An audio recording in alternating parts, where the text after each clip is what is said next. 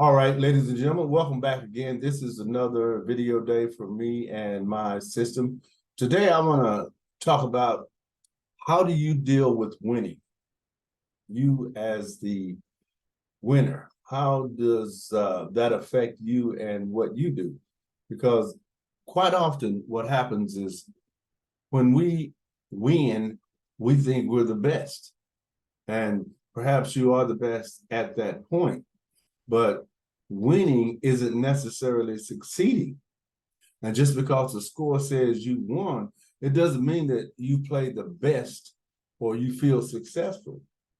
Sometimes it's how we feel after we win that makes us question whether or not we're the best. Because did you give 100%? Do you feel that winning can bring with different types of pressure that you wouldn't have had you not won? Or does it make you an arrogant type of individual because you won? Sometimes you have to look beyond the actual win. One key to handle how winning makes you move is to find out within yourself. You have to know yourself and feel what you're feeling. That feeling, is that a good feeling? If it's a good feeling, you should celebrate it. You should actually be elated or happy, but you shouldn't look at it as you're always the best, or you shouldn't look at it as you're going to always win, because you're not going to always win. Oftentimes, in order for us to actually be winners, we have to lose quite a bit. Now, that's just the nature of the beast, so to speak. But my question is, are you able to make the adjustments to winning that you are when you lose? Because there's a totally different emotional dynamic that happens when you lose versus when you win. Even if you didn't win by much. A lot of times we win by 1 point or 1 inch or whatever the sport or whatever the activity that we're participating in. We just simply came out on top, or we came out in the first position. But that doesn't necessarily mean that we were the best. That just means that we were the best at that particular time, right? And oftentimes we know whether or not we were the best or whether or not we could win again. Like you've seen boxers, right? There are boxers that have major fights, and the card is real impressive, right? You have the best of the best boxing, and the person who loses isn't always the person who is the loser.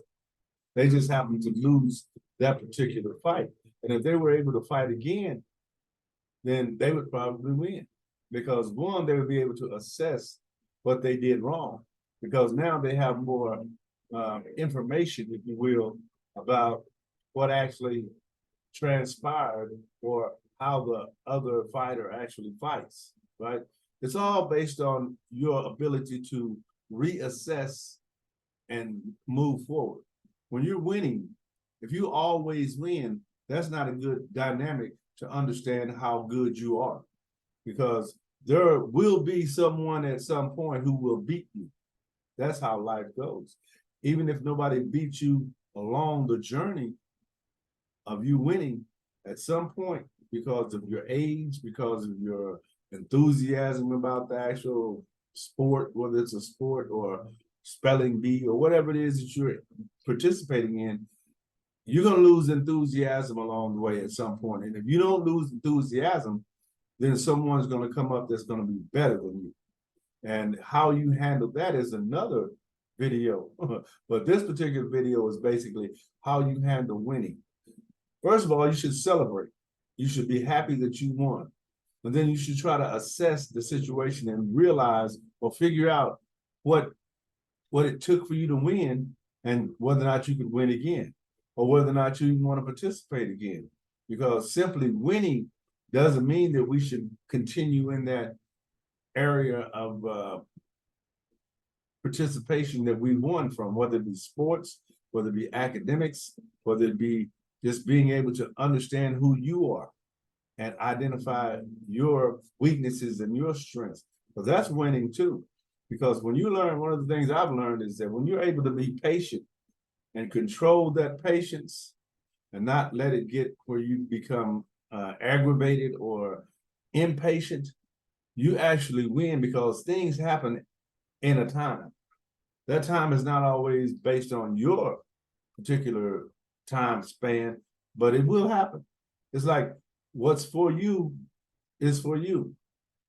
You just have to realize that when it comes, you have to be thankful and grateful for it at that time and not say, well, you've been waiting on this. What took so long? Da, da, da, da, da, da. Because it's all academic. It's not necessarily going to come based on you getting the information. Sometimes you have to get the information, apply what you've learned, and be patient and wait for the results. But the results will come. If they don't come at your particular time, just keep doing it. Just keep doing it. Just keep doing it. It will come because you're getting better. You're getting stronger. You're becoming more efficient. You're becoming more of an expert at what you do. And experts, they're experts for a reason. They don't just win sometimes, they win consistently, right?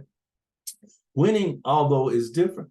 It doesn't mean that you get a prize. It just means sometimes that you were able to position yourself today to be the winner in whatever you're participating in right now.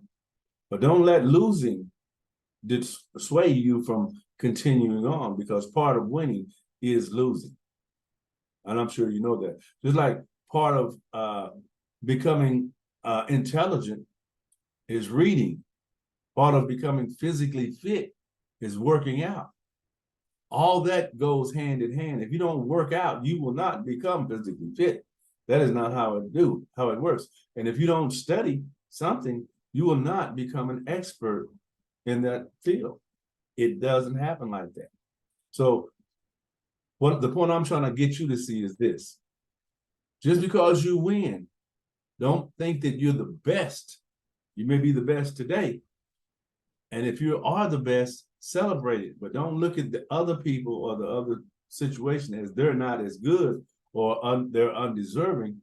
You just happen to be the best today.